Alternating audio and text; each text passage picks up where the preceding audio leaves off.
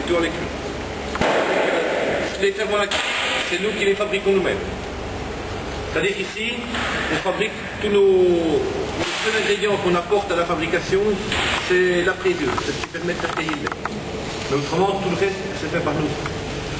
Que ce soit les ferments lactiques pour la fabrication, pour la fermentation des fromages, ou les ferments, ce qu'on appelle nous les ferments pour former la croûte, et bien ça c'est fabriqué par nous. Et on peut se le permettre parce qu'on a un lait qui est naturel. Et puis on transforme le lait dans les 24 heures sur la tête. Ici, le décret nous impose de travailler le lait en 72-96 heures. Non mais ça m'étonnerait parce que vous êtes plus... Aujourd'hui on va vers tout ce qui est plus naturel que l'industrie. Donc une fois qu'on a mis le pneumatique, on laisse...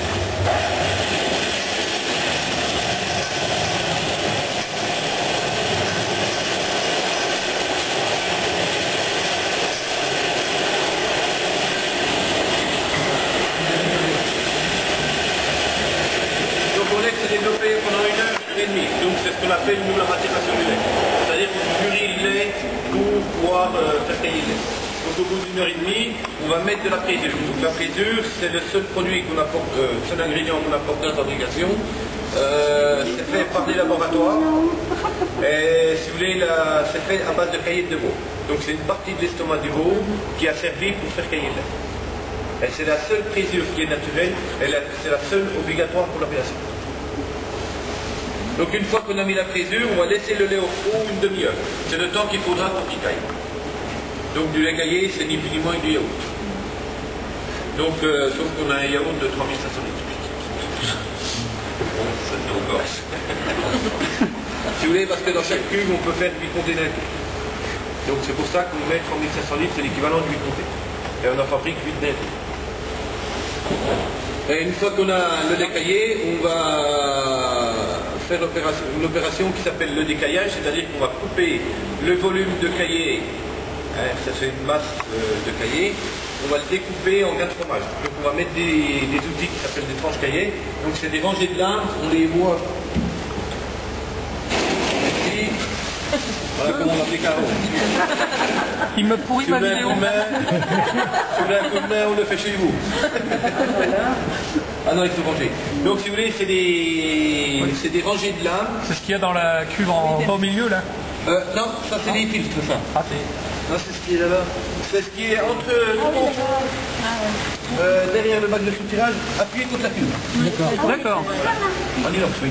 Alors c'est des rangées c'est des lames à rasoir sur des grains dans le liquide. Et une fois qu'on est à 55 degrés, on va laisser encore à cette température pendant 1 demi-heure.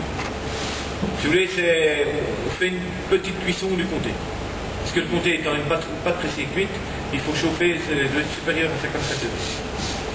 Donc une fois qu'on a fini de brasser à la même température, on va soutirer la cuve. C'est-à-dire qu'on va pomper le volume de la cuve. Et donc sur chaque sortie, on va mettre des moules avec des filtres. Donc les filtres, c'est ce que vous voyez au fond du bac. Donc ça va filtrer les grains de comté du petit lait. Donc le petit lait va s'écouler dans le bac. Une fois que après on l'écrème, donc parce qu'il reste un peu de matière grasse dedans. Donc on en fait de la matière grasse, donc on en fait de la crème. Puis après de la crème, eh ben, on va faire du beurre. Et le restant du petit lait, après ça part une porcherie pour alimenter les porcs. Et les porcs sont destinés pour la fabrication de la saucisse de manteau. Voilà. Parce que la saucisse de manteau est dans une appellation d'origine contrôlée. Et c'est toujours pareil, les appellations, c'est le respect des traditions. Donc il faut, pour la saucisse de manteau, bon, dans le temps les porcs étaient nourris au petit lait, parce que chaque fromagerie avait une porcherie, ça permettait déjà d'alimenter les cochons, et puis ça permettait aussi de ne pas polluer. Les fromageries, il y a longtemps que les gens pensaient, je ne veux pas dire à l'écologie, disons que c'était un produit, il restait des protéines dedans, donc ça servait pour engraisser les cochons. Et donc dans un deuxième temps, automatiquement ça pollue pas.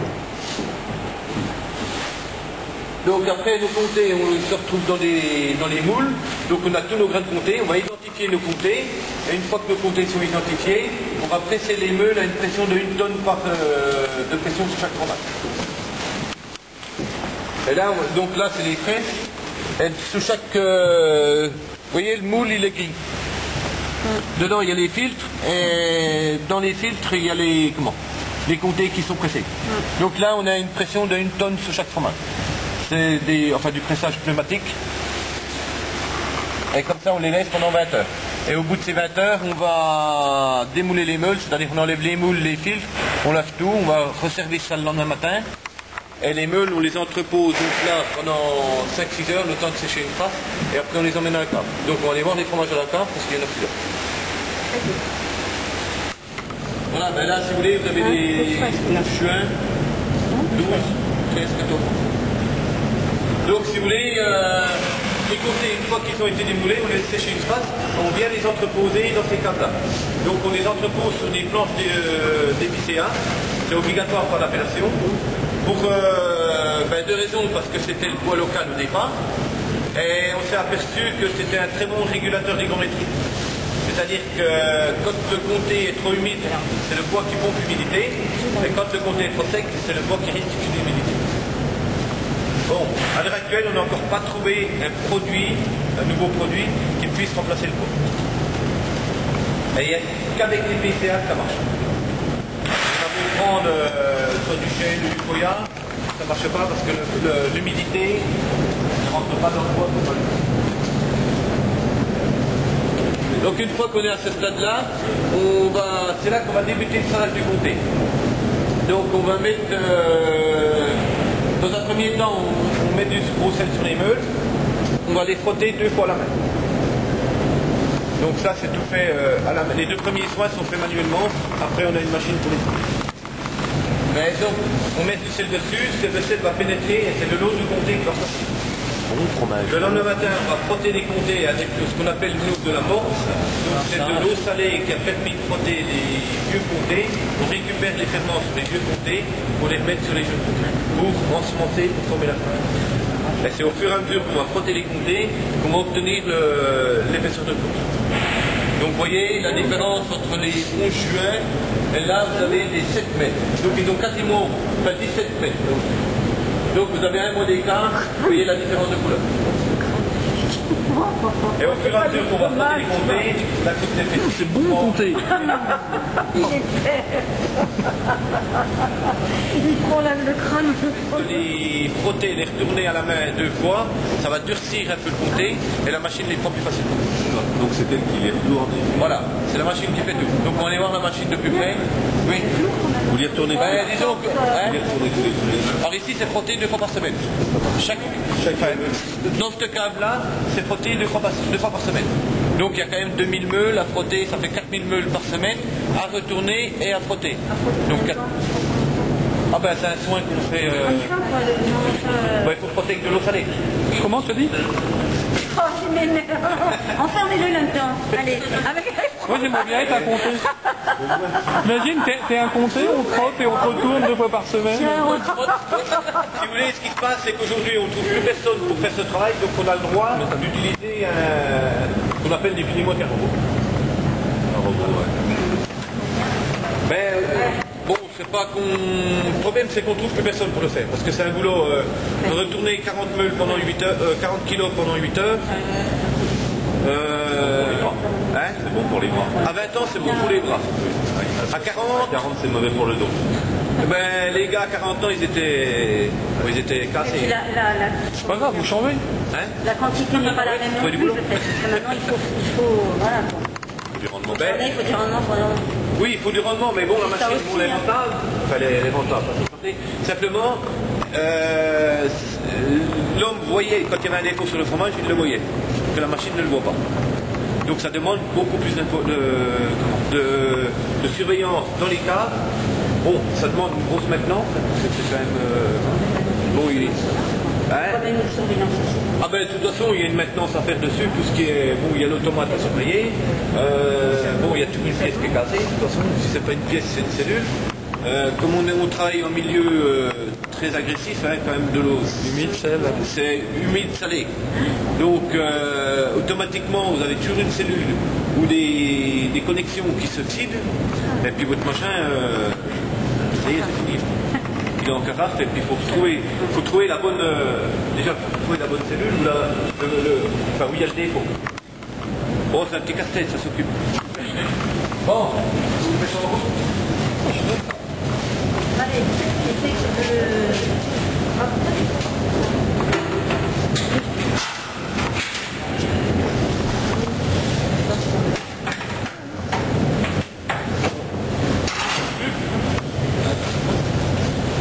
Bon, c'est dimanche, je sais pas si tu veux travailler. Allez, hop. Bon. On va boucher. On peut les boucher. Ah, ouais, on va pas. Bon. C'est le matin. Je reviens, maman.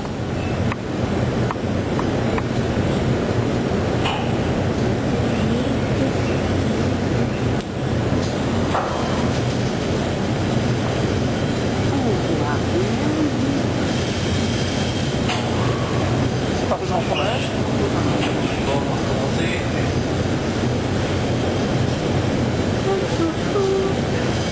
Bon, il faut, quand c'est un rebond comme ça, il faut qu'absolument ces fils soient bien alignés. Autrement, ben, ça se trouve sur le... Ah ouais, tiens. Sur les portillons, ça se passe aigu. C'est rigolo. Ah, bien, ouais.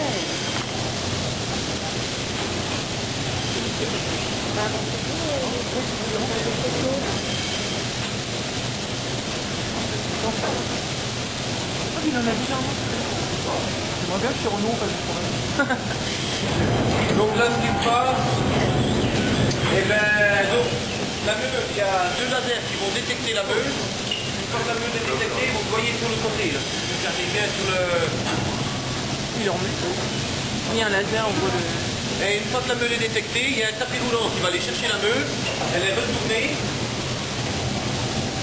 Et une fois qu'elle est retournée, et bon, elle vient soit au-dessus ou en bas.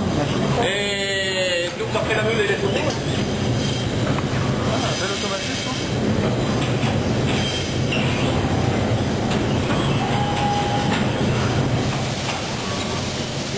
Alors une fois que la file est finie, ben, il avance tout seul, il suit. Et fait l'autre fil. Ah, c'est vrai, c'est tout en haut. Ah oui, d'accord. Le temps gagné, ça doit être énorme. Alors. Le temps gagné par rapport à un travail 100% manuel, ça doit être... Elle va plus vite qu'un autre. Ça leur fait deux en même temps, presque. Oui, ça en fait deux en même temps. Donc elle est en 300 mètres à l'heure. Manipulation. 120 à l'heure. 120 à l'heure. Retournez, tournez. 2 temps et demi. Pourrait faire mieux, non? Hein? Non, elle pourrait faire mieux, non? Non, non, elle est au maximum. Bon, le temps manipulé est quand même 20 000 semaines. Hein. Ah oui? Ça va? Et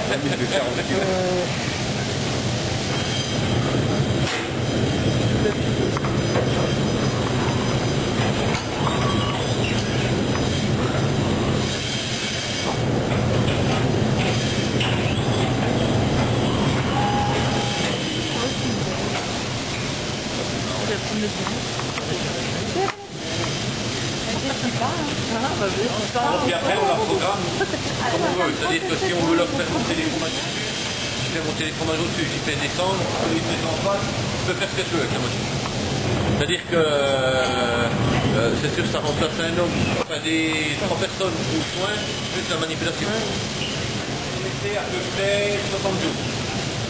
C'est le temps qu'il faudra à peu près pour installer. Et au bout des 60 jours, on transfère toutes les meules dans une autre cave qui s'appelle une cave chaude. Donc là, on va être à une température de 16 degrés et c'est là que les bactéries vont commencer à dégrader les protéines pour obtenir le feu.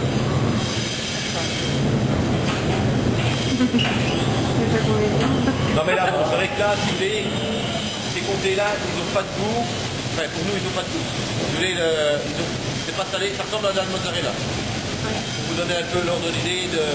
Bon, après, il faut attendre 4 mois pour avoir apparaître du goût. Quand vous dites que la mozzarella, ça n'a pas de goût, quoi. Voilà, Messieurs les Italiens, quand vous verrez cette vidéo, vous comprendrez que n'achetez pas du comté. mais ça met un poivre aussi.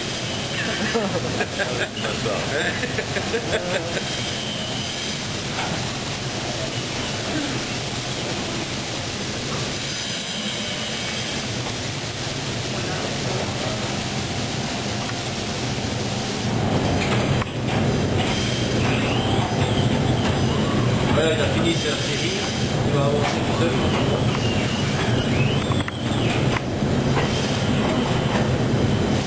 Je suis sorti. Elisa emmenée par la machine pour brosser, saler.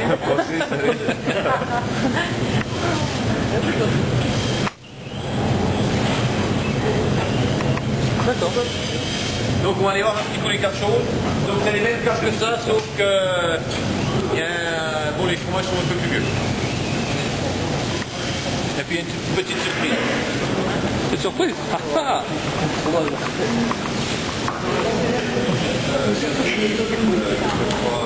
On a des portes là. Des grandes portes. Ouais. la couleur n'est pas la même déjà. Voilà. Ben vous avez... Ok, allez-y. Vous ne voyez pas dans la vidéo, mais l'odeur, elle est présente.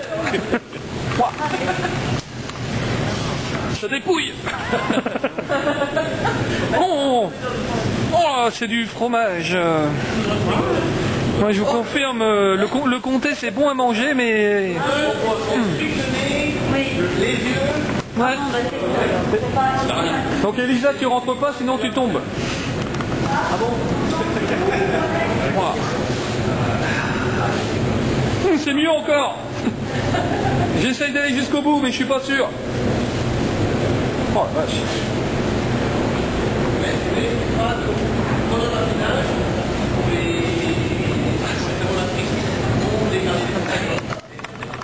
Dans une cave, dans un local fermé, et ben ça concentre la moitié.